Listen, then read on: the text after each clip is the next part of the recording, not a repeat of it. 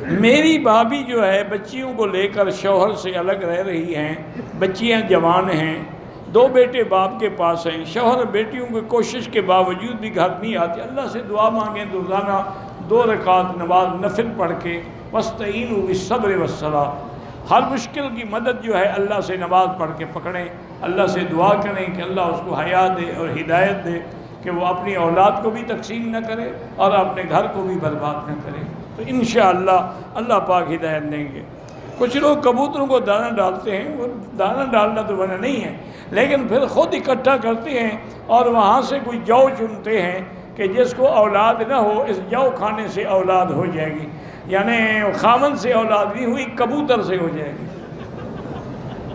تو پھر دانے نہ چنو نا، کبوتر لے جاؤ۔ اِنَّ لِلَّهِ وَإِنَّا إِلَيْهِ راجعون، کیا کریں آپ؟ اتنا عقل نہیں اللہ نے دیا، ابھی دانے تو تم خود لائے ہو، وہی تم ڈال رہے ہو، اب وہ اولاد دینے لگ گئے ہیں۔